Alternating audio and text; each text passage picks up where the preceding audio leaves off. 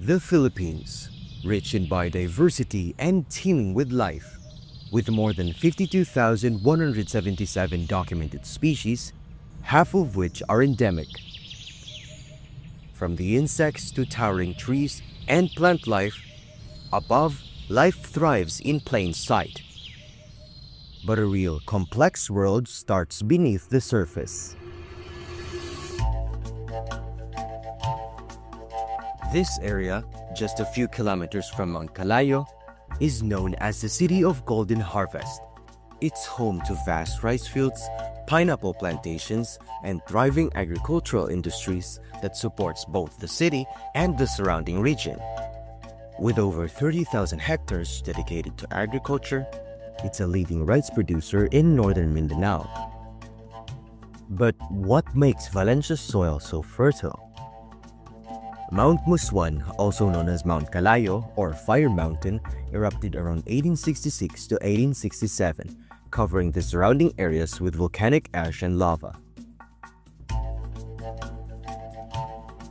Over time, these materials broke down, enriching the soil with nutrients and creating a fertile soil for agriculture. Volcanic eruptions release materials that weather into mineral-rich soil. This soil is loaded with essentials: phosphorus, potassium, calcium, and magnesium. But here's the twist. Most of the soil in Bukidnon is acidic because its parent material is coming from basalt, and this basalt are acid soil. That's why soils in Bukidnon is generally acidic, and they are matured soil because leaching process has made the soil acidic. However, there are some soil fertility management which revive or enrich the soil. It's the interactions, the chemistry between these minerals, and the life within the soil that truly brings it to life. Think of this interaction as a workplace.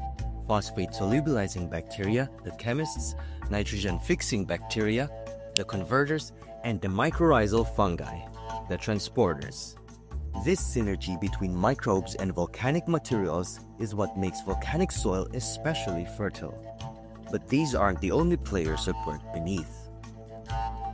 Beneath the surface lies an even wider community of microorganisms, each with a role to play in keeping the entire system and everything growing from it alive. Volcanic soil is packed with minerals from ancient eruptions, but to plants, it's like a pantry full of cans with no opener, which they can get the juicy stuff inside. Microbes like the Bacillus subtilis access that opener, breaking down rocks and organic matter into nutrients plants can actually use.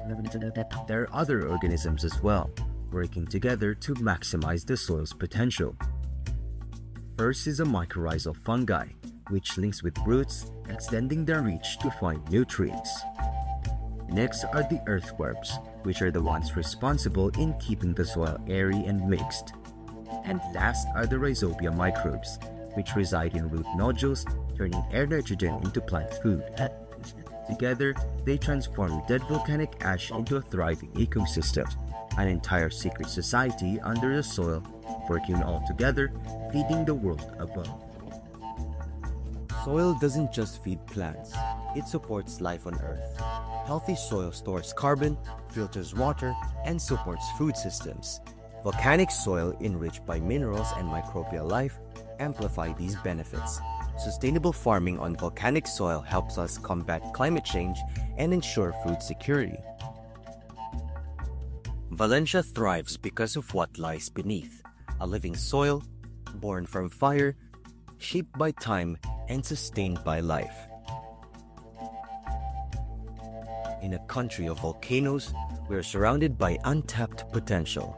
We walk on it, we plant on it, we harvest from it, but only when we understand it do we realize we haven't even scratched the surface.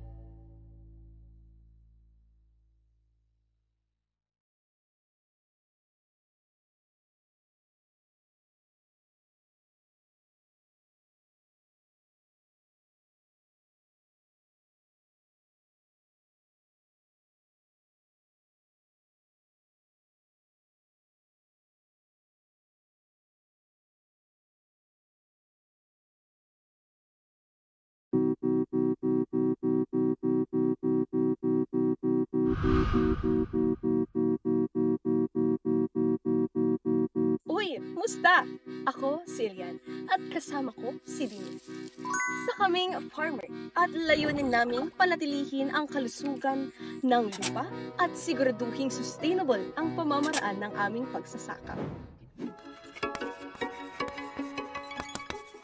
Ayon sa Sustainable Development Goal number 15 o Life on 9, ang lupa'y buhay ay dapat pangalagaan hindi bilang isang taniman, kundi isang tirahan ng samot-saring nilalang. Sa ilalim ng mga pilabi, may mundong hindi natin nakikita. Buhay na kumikilos, may tahimik na labanan, may pagtutulungan at may siyensya. Ito ang buhay na lupa.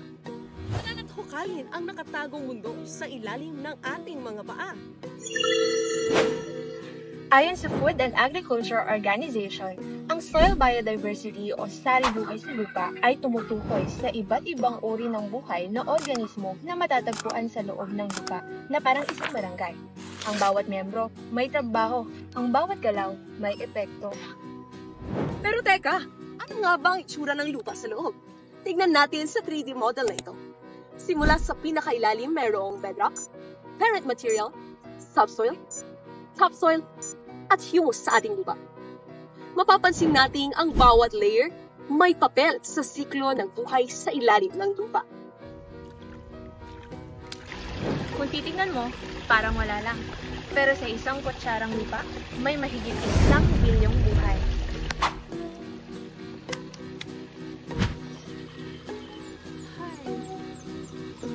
Oo, parang population sa TikTok users. Pero, microscopic. Hindi ako duda sa presensya nito di tulad ng iba. Bakit pa nga ba ako magdududa? Parang hangin.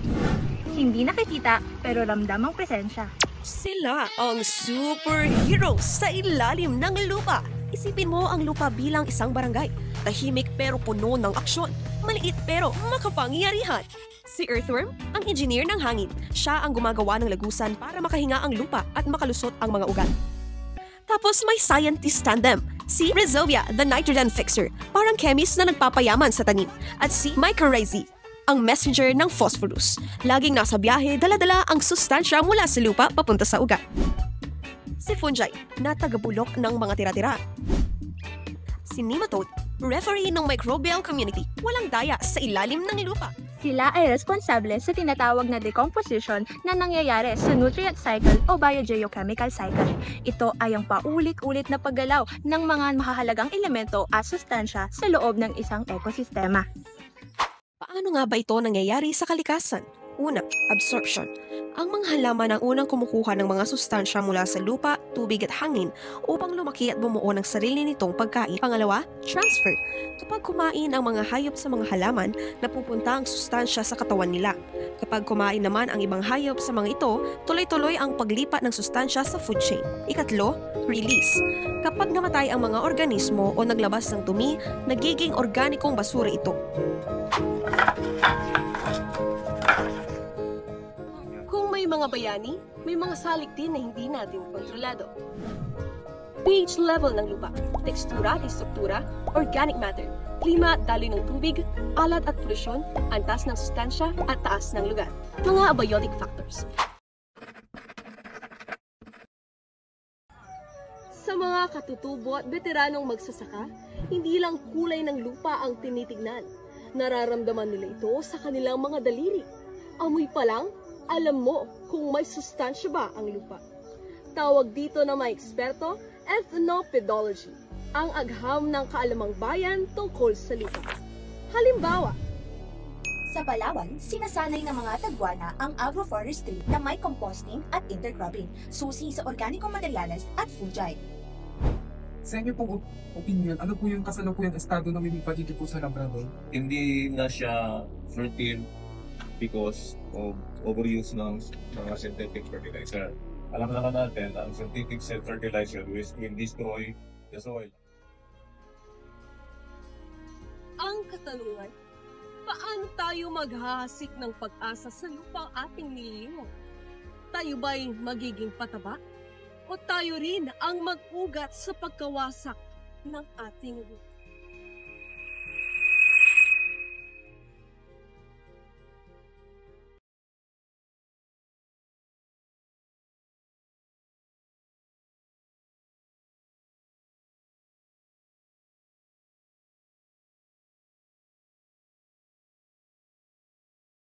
Kung susubukan nating yumuko at pagmasdan ang isa sa mga pinakabuhay na bahagi ng mundo, higit pa sa purong alikabok at bato, masisilayan natin ang pagsibol ng buhay. Ito ang kwento ng buhay na lupa, kung saan magtatagpo ang katapusan at ang simula.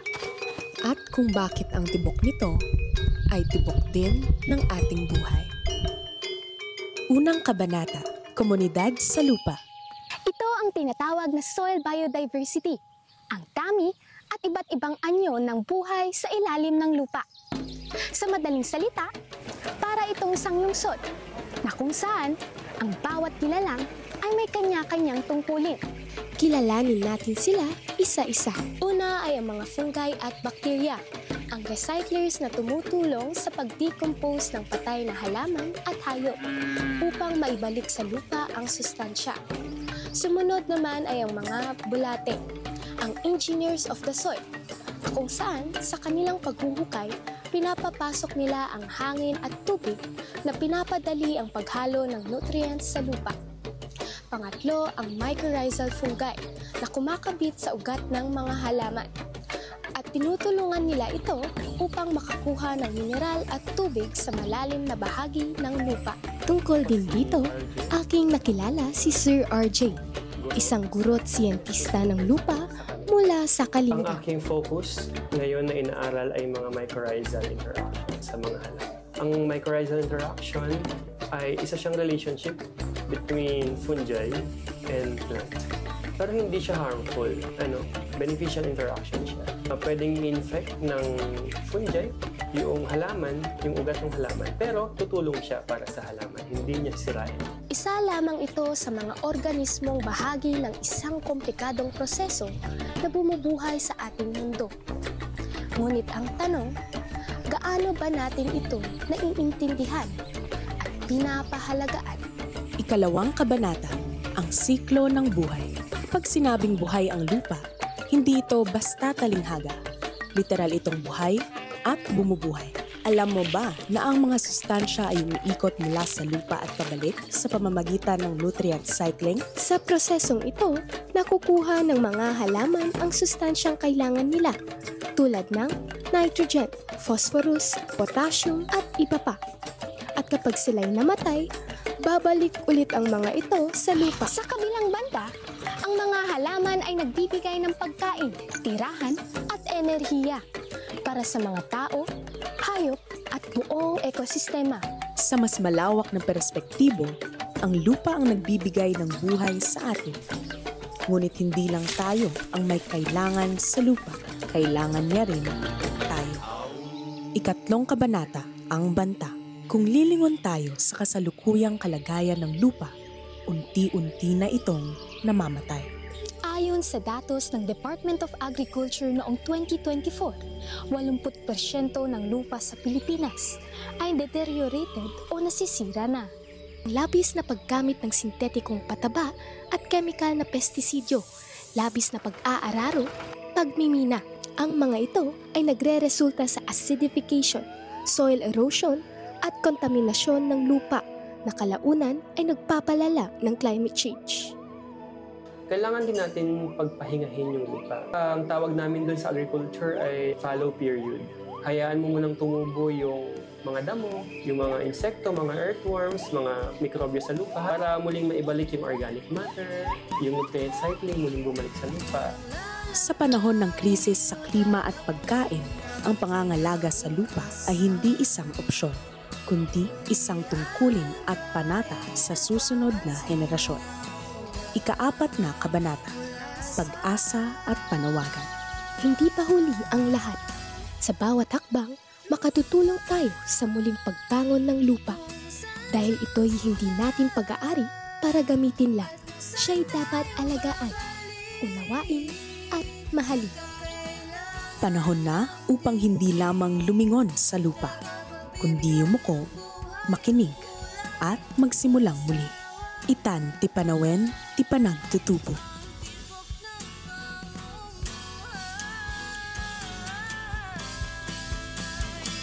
Sa komunidad natin.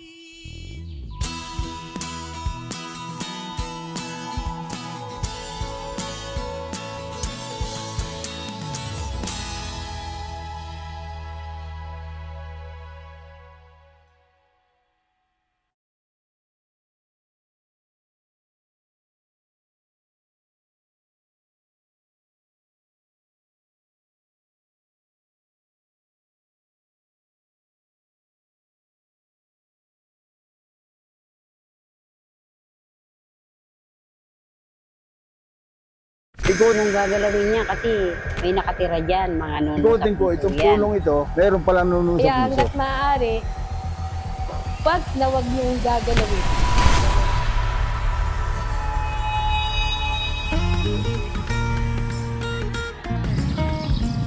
Normal lamang katakutan ang mga bagay na hindi may paliwanag. Ngunit sa lahat ng katanungan, may kasagutan. Sa Pilipinas, nasa 200 ang species o uri ng anay. Isa sa mga ito ang mound-building termites na namamahay sa ilalim ng lupa at gumagawa ng mga punso upang kanilang maging hingahan. Alam niyo bang sa ilang bansa sa Asia, putik ng punso na hinaluan ng asin ang tradisyonal na panggawa ng itlog na maalat? Isa sa mga gumagawa nito ay ang itikan sa sitio kabilang tabi, Pila-Pila, Binangonan, Rizal. Yung punso, mas madikit sa itlog. Yung putik, galing dito sa may bukid, nabubulok yung itlog. When you make salted egg using termite mound soil, it's usually a mixture of 1:1:2, so that's termite mound soil, salt, and water. Okay, so you make that into a paste and you cover the egg with that paste. And because the soil has a higher salt content than the inside of the egg, and the shell of the egg is permeable, okay, so after 12 to 18 days, the salt will naturally move into the egg. Subalit ano nga ba ang dahilan ng pagiging madikit at malapot nito? Yung soil natin kasi sa Pilipinas, generally we have 3 major types. Meron tayong sandy, silty, tsaka clay.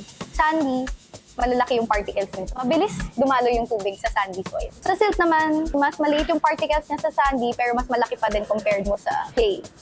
And then yung third yung clay soil natin. Sobrang liit ng particles and it can't retain water. Natural na sa mga anay na piliin ang clay soil na pinakamalagkit sa tatlo dahil sa kakayahan nito makapagpanatili ng tubig sapagkat manipis lamang ang kanilang exoskeleton o panlabas na balat. Kaya delikado sa kanila ang matuyo.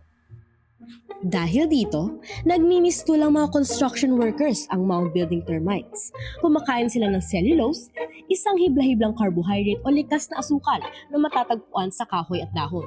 Upang ito ay matunaw, may taglay silang cellulase sa kanilang laway, isang enzyme o kemikal na pumuputol sa cellulose para maging oligosaccharides. Inihalo nila ito sa lupa upang makagawa ng maliliit na bola ng putik na tinatawag na bolus. Matapos ay pinapatong nila ito ng paisa-isa na tila hollow blocks hanggang sa mabuo ang punso. Ito ang nagsisilbi ng ventilasyon sa ilalim ng lupa. Tulad ng mga bintana, ang malamig na hangin ay pumapasok sa mga butas sa paligid. At tulad ng chimenea, ang mainit na hangin ay umaakyat at lumalabas sa itaas. Sa ganitong paraan, nananatiling tama ang level ng lumigmig na hanggang 80% at temperatura na hanggang 30 degrees Celsius sa loob. Ang composition niya ay laging may nitrogen, phosphorus, and potassium. So very rich and organic matter itong ating mga mounds. Akalain mong ang peste kung tawagin, iyamang may tuturing. Isipin naman natin ang food chain o ang daloy kung paano kumakain at nagiging pagkain ang mga organismo. Kung mawala ang mga anay, walang makakain ng mga langgam at iba pang may buhay. Kung wala ring punso, wala ang mga produktong ginagawa gamit ito na nagsisilbing panlamantian tulad ng itlog na maalat. At kung para sa ilan, ang lupa ay kinatatakutan. Sa iba, ito ay buhay at kabuhayan. Tulad sa amin, sabi nga, yung iba naniniwala sa mga duwende, sa may punso. Para sa amin, hindi. Kasi yung kabubuhay namin para gawing ang itlog ng maalat. The soil hosts millions, if not billions, of microorganisms and very small insects. So there are living things inside the soil, and the soil cannot be fertile without these living organisms. Parte na ng mayamang kultura ng Pilipinas ang bigkasi ang salitang tabi-tabi sa paniniwalang may lamang lupang magagambala sa puso. Ngunit at tiyak, ang lamang lupa ay mga organismo nagahari tulad ng anay. At ang tiyak na tabi-tabi, mga kumpol ng malalagkit na lupa at ang pagkakatabi at pagkakaugnay ng mga buhay sa ilalim ng ating mga paa sa bawat butil ng lupa, sa mga butas ng puso, papunta sa ibabaw ng ating mundo.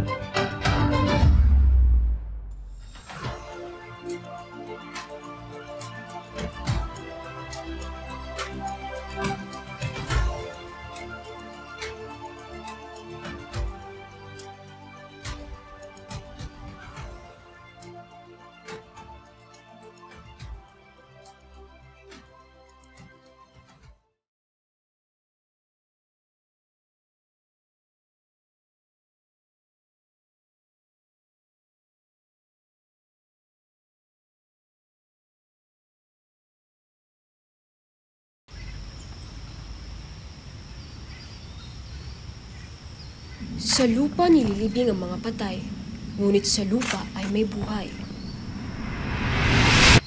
Teka, hindi ganon. Ganito kasi yan, bilyon-bilyong mikroorganismo sa lupa ang aking tinatapakan. Marahil ay hindi mo sila nakikita. Ako rin kaya naman ipaliliwanag ko ang lahat.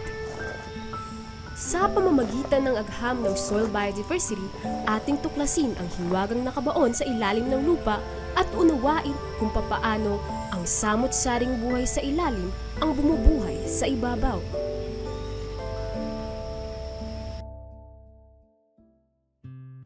Ang pagkakaiba-iba ay fundamental sa sistema ng mundo. Kaya naman may iba't ibang bansa, iba't ibang trabaho, iba't ibang organismo. Hindi pwedeng isa lang.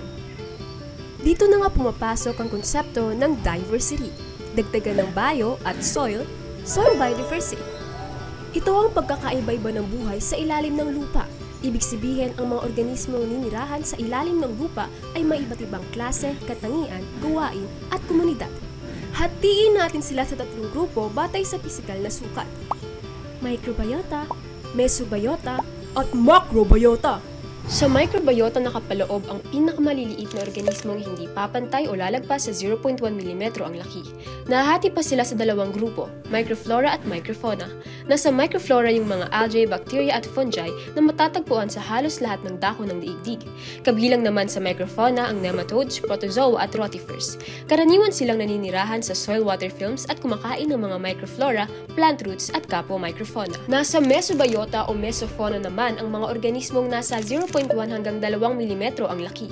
Ilang halimbawa ay pseudoscorpions, springtails at mites na nakatira sa soil pores at kumakain ng microbiota. Panghuli, macrobiota o macrofauna. Nakikita sila ng ordinaryong mata dahil ang sukat nila ay mas malaki sa 2 mm. Kabilang dito ang earthworms, termites, centipedes, pati na ang mga langgam. May kakayahan silang maghukay sa lupa para sa pagkain at tirahan.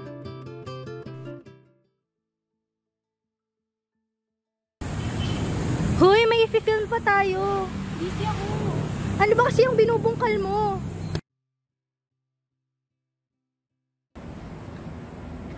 Anong ambag ng soil organisms? Marami. Unang-una, decomposition. Microbiota ang nagsisilbing decomposers kasi they break down dead organic matter.